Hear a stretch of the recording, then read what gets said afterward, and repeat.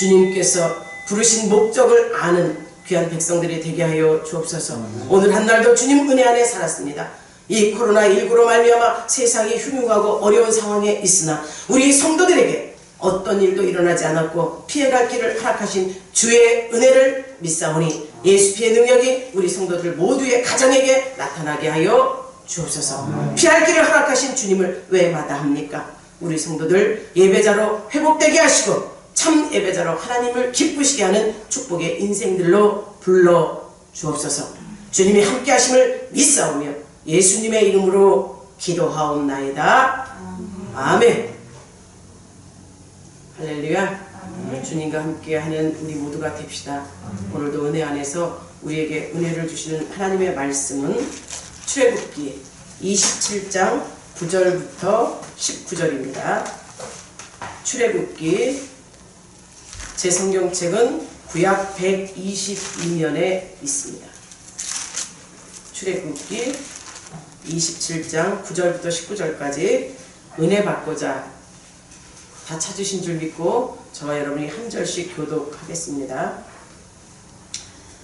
너는 성막의 뜰을 만들지니 남쪽을 향하여 뜰 남쪽의 너비가 100규빗의 세마포 휘장을 쳐서 그 한쪽을 당하게 할지니 그 기둥이 수물이며 그 받침 수물은 노수로 하고 그 기둥의 갈고리와 가름대는 은으로 할지며 그 북쪽에도 너비가 100규빗의 표장을 치되 그 기둥이 수물이며 그 기둥의 받침 수물은 노수로 하고 그 기둥의 갈고리와 가름대는 은으로 할지며 뜰의 여러 곧 서쪽에 너비 50규빗을 포장할지되 그 기둥이 열이요 받침이 열이며 동쪽을 향하여 뜰 동쪽의 너비도 50규빗이 될지며 문 이쪽을 위하여 포장이 15규빗이며 그 기둥이 셋이요 받침이 셋이요 문 저쪽을 위하여도 포장이 15규빗이며 그 기둥이 셋이요 받침이 셋이며 뜰문을 위하여는 청색, 자색, 홍색 실과 가늘게 구운 셋이 푸른 수로와 짠 20규빗의 휘장이 있게 할지니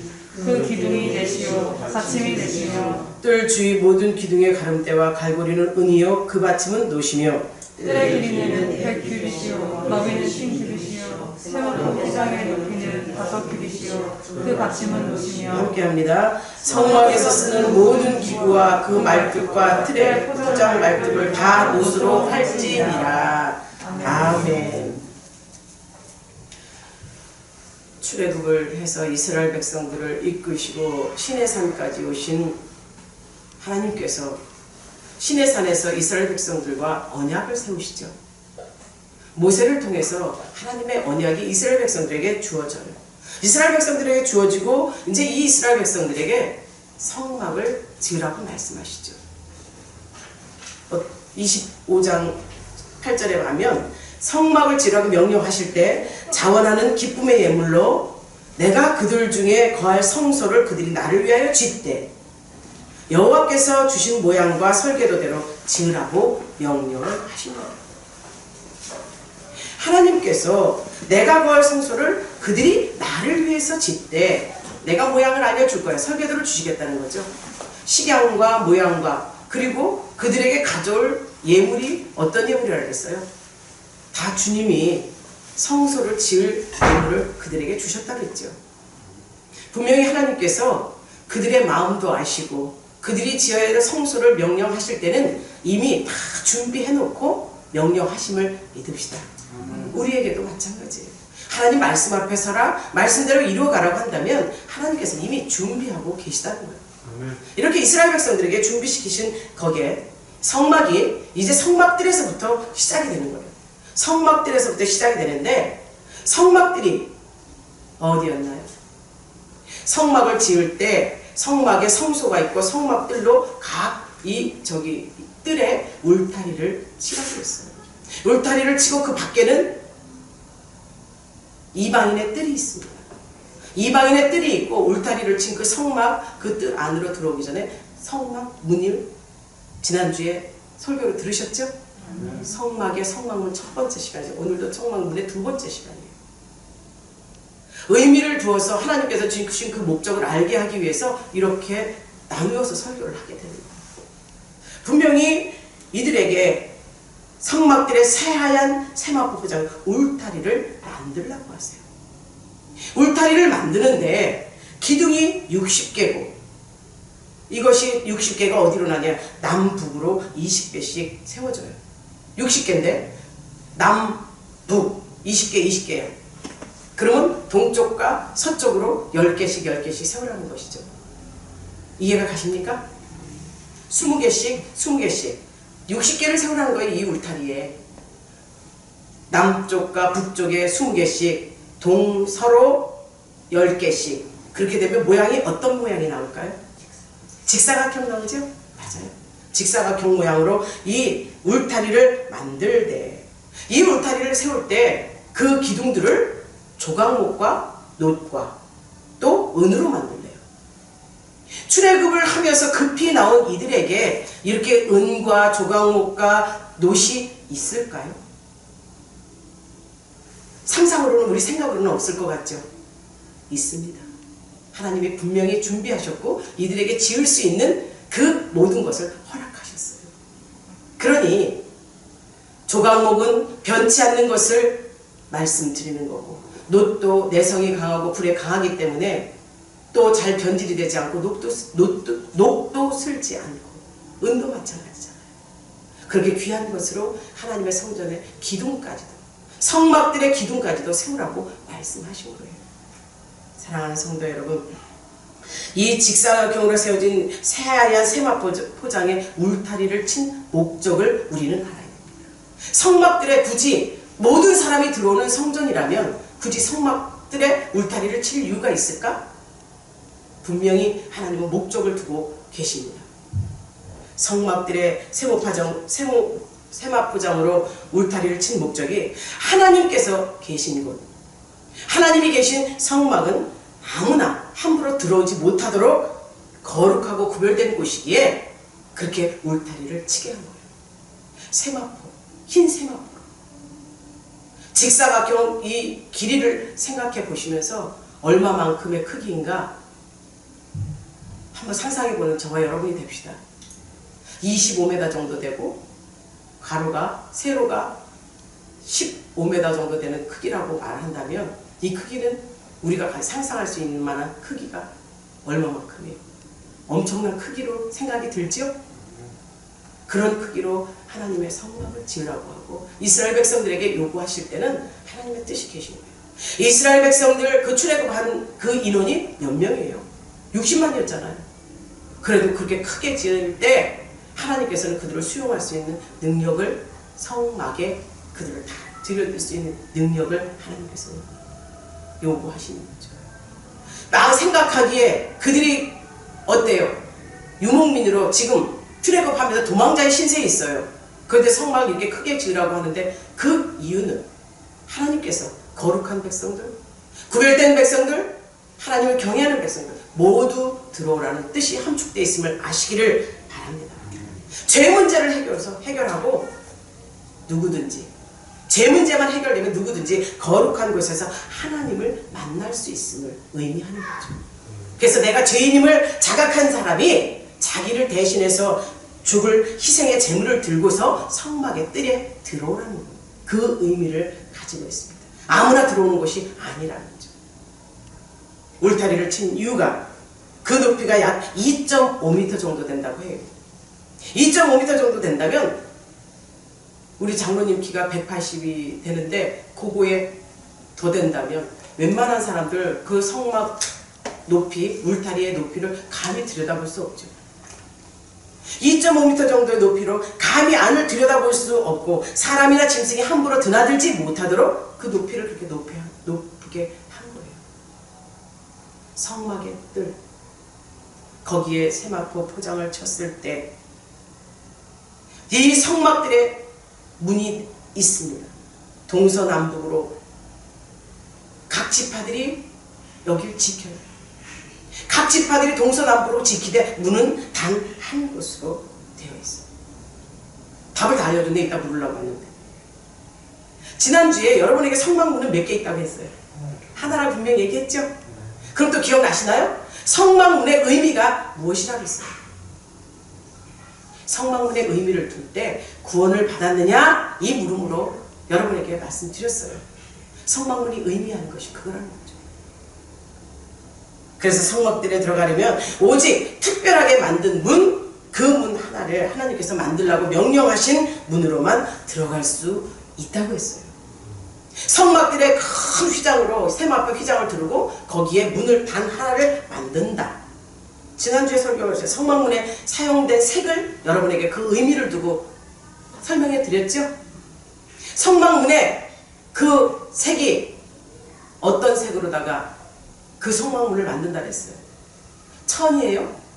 청색, 자색, 홍색, 가늘게 꼰 흰 배실이라 했어요.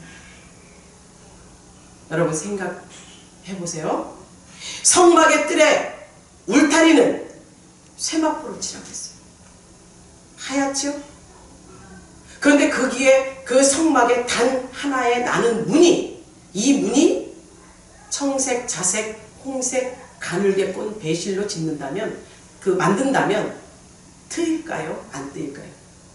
확 트이죠? 흰색에 그 색깔이 들어가요. 근데 여러분에게 이 색깔의 의미를 부여했지요? 청색은 뭐라 그랬어요?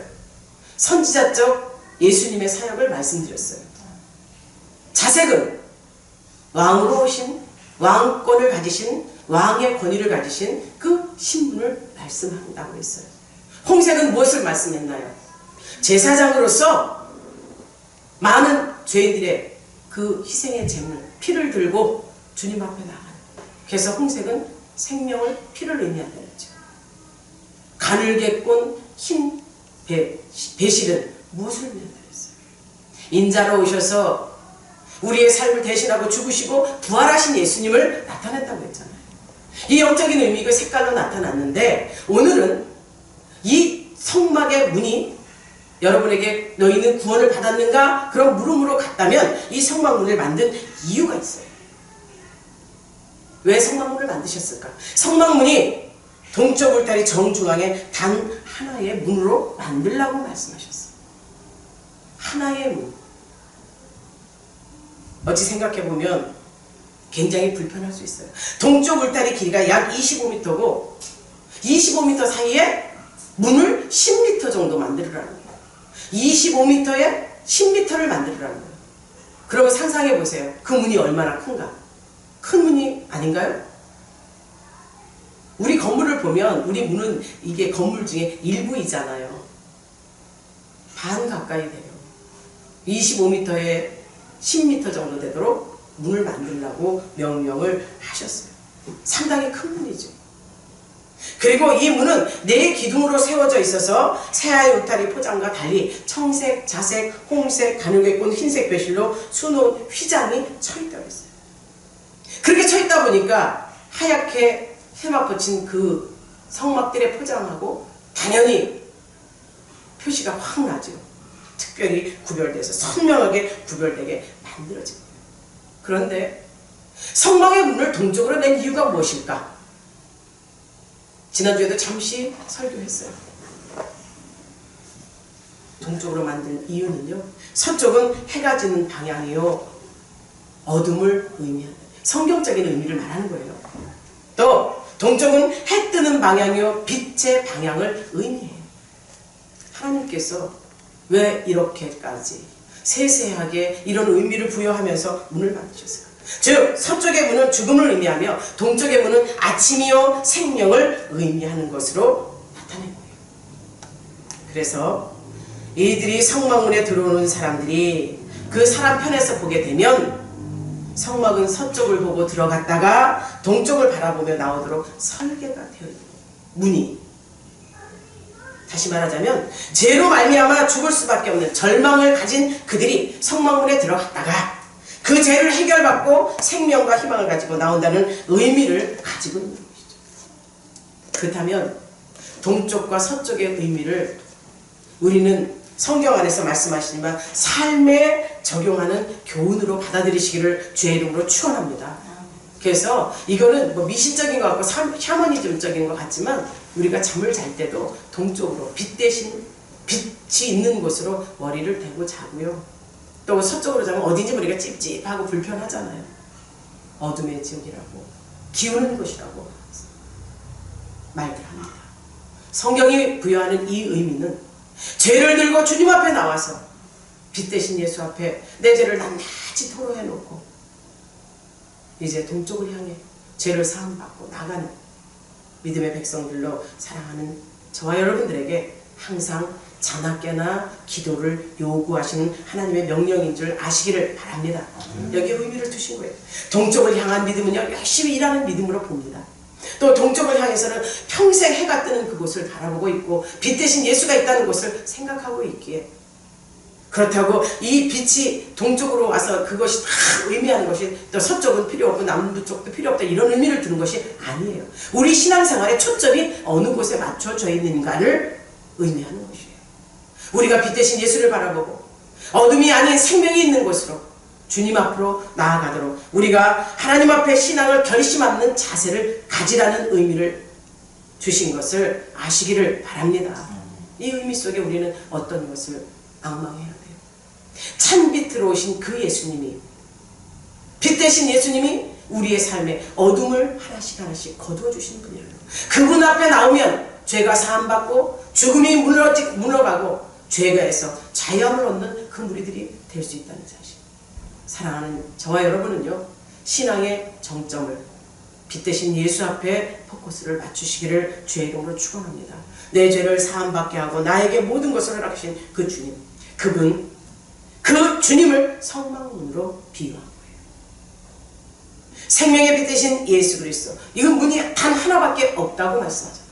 하나밖에 만들지 말라고 했어요. 하나님께 제사함을 받으려고 드리는 제사를 위해서 성막에 들어가려면 제사장, 또 성막 일을 돕는 레위인이나 죄인, 또한 제사에 쓰는 모든 성물은요, 성막들을 지나 그 문으로 들어가야 되는 겁니다. 성막들을 지나서 그 문으로 들어가. 사랑하는 여러분, 이게서 영적인 의미를 저와 여러분이 보게 되면 예수를 앙망하는 자가 될 줄 믿습니다. 우리에게 성막문에 단 하나의 문은 장차 온 인류에 임하실 예수 그리스도를 통해야만 죄사함을 얻는다는, 그래서 예수가 구원의 문이라는 의미가 부여된 겁니다. 여러분의 구원은 어디, 누구로 인해서 얻습니까?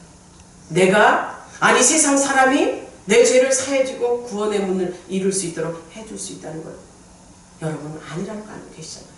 오로지 구원은 예수께만 있습니다. 어느 종교에도 어느 곳에도 없습니다. 우리의 구원의 문, 확실한 문, 영원한 문, 영생의 문, 주님으로부터 있다는 사실을 아시길 바랍니다. 성막에 들어가는 이 유일한 문, 이 문은 구원의 문이요, 생명의 빛이신 예수 그리스도를 상징하는 것이기에 성막들로 들어가는 문, 동쪽에 만들고 또 해가 뜨고 빛이 시작되는 방향에서 하나님과의 만남을 시작하라는 뜻을 가지고 있다는 사실을 아시기를 바랍니다. 하나님과 만나는 것이 어둠이 있나요? 죄가 있나요? 빛이 있죠? 아멘. 죄가 없지요? 아멘. 생명이 있잖아요. 이래서 동쪽으로 문을 열라는 것이요, 더 중요한 의미를 가지고 있는 게 있어요. 성막들의 동서남북으로 12지파가 진을 지키고 있다는 것을 말씀드렸잖아요. 근데 출입문을 지키고 있는 지파가 어떤 지파인지 아세요? 유다 지파입니다. 유다 지파. 민수기 2장 3절에 가면요, 동박 해돋는 쪽에 진을 칠 자는 그 진영별로 유다의 진영 분기에 속한 자라, 유다 자손의 지휘관은 아미나답의 아들 나손이요 하고 말씀하고 있는데, 이것이 의미하는 것이 무엇이냐? 예수님께서 유다 지파의 후손으로 오신다는 거죠. 오전에는 다윗 왕의 가문에서 온다 그랬어요. 유다 지파. 유다가 누굽니까? 아론의 자손의 후손으로 오신다고 말씀했어요. 그래서 성막들의 우리 동쪽이 난 이유가 제사장이가 참빛 대신 예수 그리스도로 말미암아 구원이 이루어진다는 의미를 부여해 준 겁니다. 사랑하는 성도 여러분, 이처럼 하나님과 만나는 장소는 거룩한 장소요, 성막의 뜰을 동쪽으로 내라 하신 이유가 빛으로 오신 예수 그리스도를 만나는 것이 급선무라는 거죠. 예수를 만나는 것이 우리 신앙생활의 가장 급한 문제라는 거예요. 예수 만나셨습니까? 빛이신 예수를 만나시고 또한 하나님의 창조 사역 속에 담긴 하루의 의미와 무관하지 않습니다. 창세기 1장에 가면 하나님은 시작을 어디서 하느냐? 저녁이 되고 아침이 되니 하루라고 말씀하세요. 저녁이 되고 아침이 되니. 그래서 하나님을 섬기는 히브리인들은요, 하루의 시작을 아침이 아닌 저녁으로 시작을 합니다. 저녁으로 보죠. 사랑하는 성도 여러분, 곧 하나님의 역사는요, 빛에서 어둠이 아니라 어둠을 마감하고 빛으로 시작한다는 뜻을 가지고 있습니다. 하나님은 어둠을 물리치시죠. 빛으로 새로 시작을 하시는 하나님이세요. 우리 주님이 그런 것이요. 그 사역을 감당하신 분이에요. 그래서 예수 그리스도께서 이 땅에 구원의 문으로 오신 유일하신 하나님이심을 아시기를 바랍니다. 유일하신 구원의 문 예수 그리스도. 성막의 문을 하나님이 만들라고 하신 것은 하나님의 뜻이에요. 하나님의 뜻대로, 하나님의 계획과 섭리대로 그 성막문을 만들라고 해요. 그리고 동쪽으로 나래고 하는 것도 하나님 뜻이죠. 이스라엘이 하나님께 제사하는 그 백성들이에요. 또 그 백성들이 많은 사람들이 출입을 할 때 성막문이 하나인 것을, 그 편의성을 고려할 때 상당히 불편하죠. 하나만 있는 것을. 여기서 의미하는 것이 엄청 큽니다. 무엇을 의미하는지 아세요? 요한복음 10장 7절의 9절, 양의 문이신 예수 그리스도를 통과하지 않으면 구원 받을 수 없다는 것을 상징하는 거죠. 양의 문이신 예수, 그 예수만이 우리에게 구원이 있다는 거예요. 그 많은 백성들이 드나들고 제사 지러 다니는 그들에게 불편함을 불구하고 하나만 만들라고 하신 것이 오직 하나님을 만나는 길은 한 길이라는 거죠. 한 길뿐이라는 거예요. 예수밖에 없다는 거예요. 양의 문이신 예수, 양은 자기 목자의 음성만 들어요. 그 많은 무리 속에서도 자기 주인의 목소리만 알아듣는 것이 이 양의 특성이에요. 그렇다면 저와 여러분은 우리 목자 되신 예수 앞에 양무리가 아닙니까? 맞죠? 그렇다면 우리는 목자의 음성만 들어야 돼요. 양이기에 자기 목자의 음성만 들어야 돼요. 이런저런 것이 아니라 우리 주님은 우리의 목자시고 그분의 음성만 듣고 그 문으로 들어가야만 구원이 있습니다. 우리의 육체의 끝에, 마지막이죠? 우리 육체의 마지막 그 끝에 영혼의 때라고 말하죠. 영혼의 때에 그분으로 말미암아 우리에게 천국 문이 열린다는 사실을 믿으십시오. 유일하신 문이신 우리 예수 그리스도. 이스라엘 백성들이 제사를 받는 제사를 드리기 위해서 성막들을 통과하는 길은 다른 문도 없고 다른 방법도 없다는 것이 결론이에요.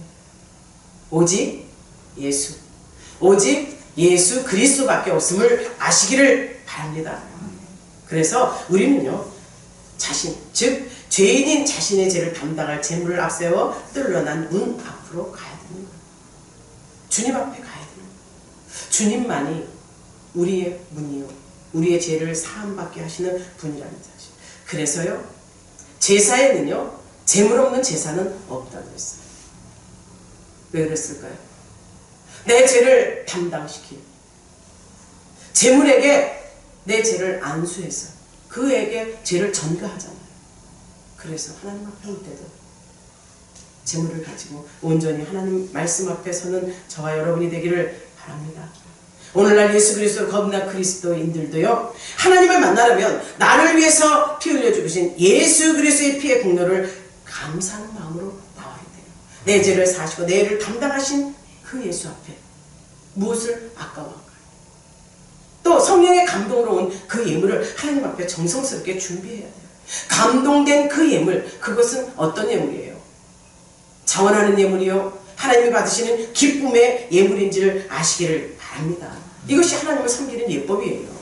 이스라엘 백성들에게 말씀하신 그 요구가, 하나님이 이 천지창조를, 만물을 다 창조하신 그분이신데 그들이 갖고 오는 예물, 그것이 없어서 가져오라고 하시는 분인가요? 아니에요. 모든 만물을 다스릴 수 있는 능력과 이 권세를 우리에게 부여하셨잖아요. 정복하고 누리라고 하셨잖아요.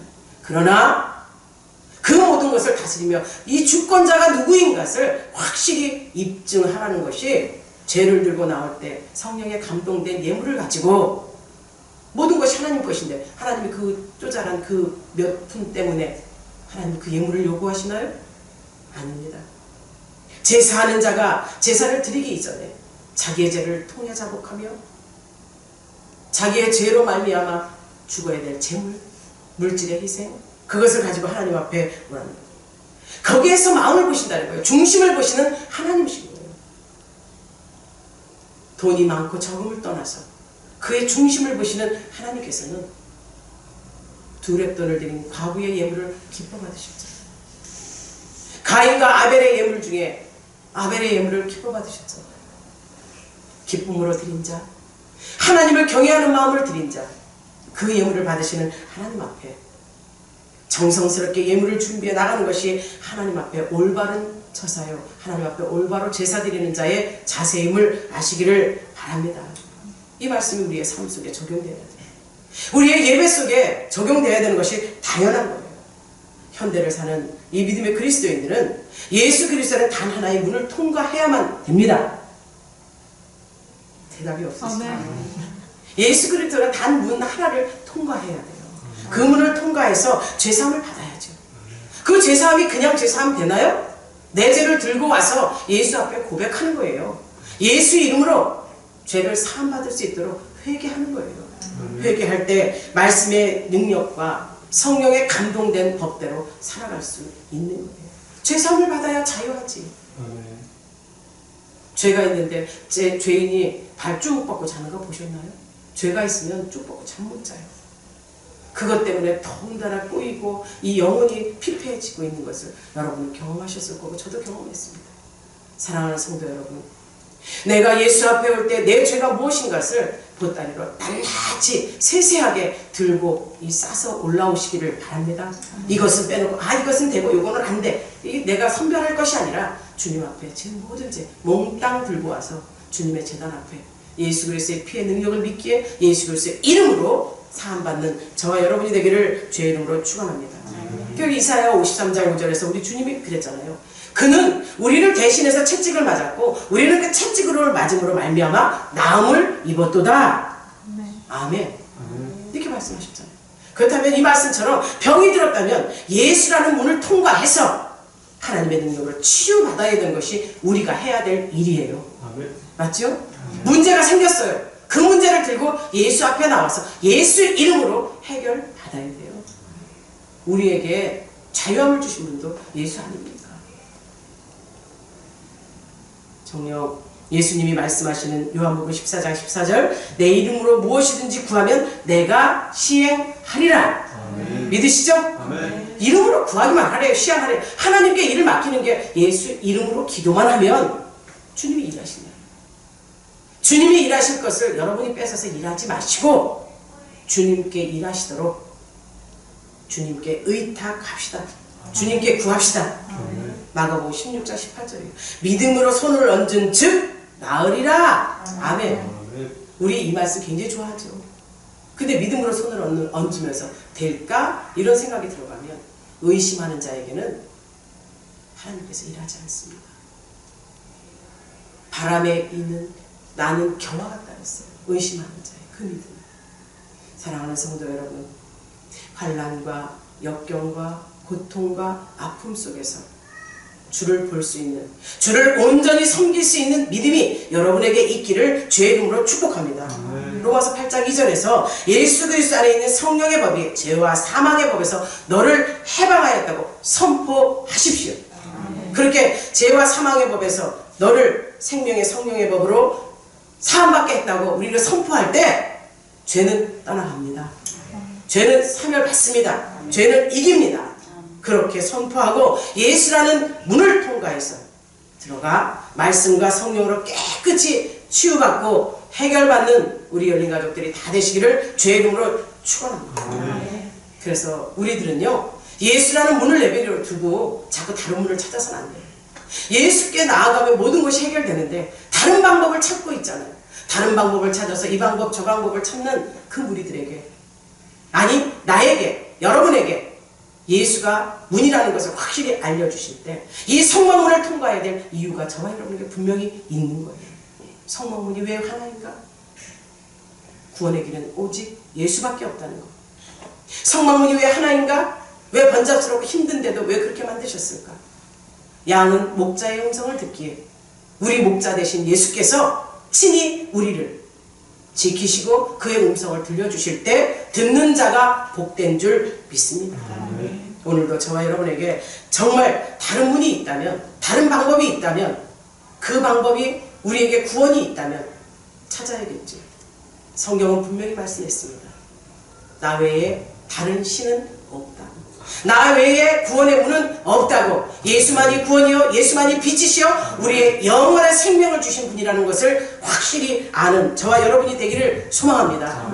만왕의 왕이신 그분이, 하나님의 아들이신 그분이 왜 이 땅에 와서 채찍을 맞으셨어요? 왜 십자가에 못 박혀서 물과 피를 다 쏟으셨어요? 왜 죽으셨습니까? 다른 방법으로 예수 믿지 말고 오로지 예수라는 그 문 통과해가면 다른 방법으로 해결받지 말아요. 예수만이 해결이 있다는 거예요. 그분만이 저와 여러분을 온전히 성막들을 지나 성막문 앞에서 성막들에 들어와서 성소와 지성소 안으로 쑥 들어오게 하시는 분이라는 사실을 잊지 마십시오.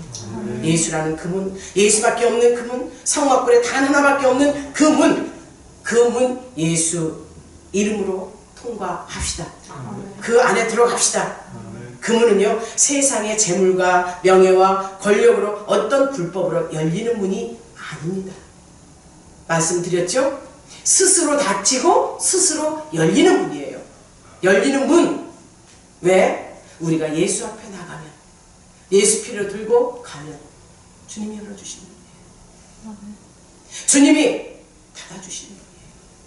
저와 여러분을 예수 안에, 예수라는 문을 통과해 성소에 들어오면 보호하시고 감찰하시고 미래를 책임져 주시는 그분을 만납시다. 하나님의 공의와 진리 오직 명하신 말씀의 법도대로 해야 열리는 문인 예수를 만납시다. 주님을 만납시다. 그래서 성막문에 나타나신 예수 그리스도로 말미암아 열리는 문을 통과하는 저와 여러분이 되기를 주의 이름으로 축원합니다. 오늘도 말씀을 통해서 예수를 만나셨습니까? 오늘 주님이 종려주일로 예루살렘에 입성하시는 그 모습을 상상해 보셨나요? 초라한 나귀를 타고 입성하시는 그 모습을 반겼던 그들이 예수님이 자기들의 마음대로 자기들의 뜻대로 되지 않는다고 저주의 음성을 퍼붓습니다. 그 모습 속에서 저와 여러분의 모습을 보셨나요? 여러분의 믿음이 예수로 말미암아 확실히 정립되어 흔들리지 않는 믿음이 될 줄 믿습니다. 지금 당장 어떤 일이 해결되지 않았다고 의심하지 마시고 해결해 주실 그분 앞에 마음을 쏟고 기다립시다. 인내합시다. 인내하는 자가 구원을 얻습니다. 끝까지 견디는 자 주님의 축복 속에 있지요. 지금 힘들어도 주님이 다시 세울 걸 믿는다면 저와 여러분 확실하게 믿음의 견고에 있어서 주만 바라봅시다. 주님 뜻대로 삽시다. 주께서 함께 하십니다. 기도하겠습니다.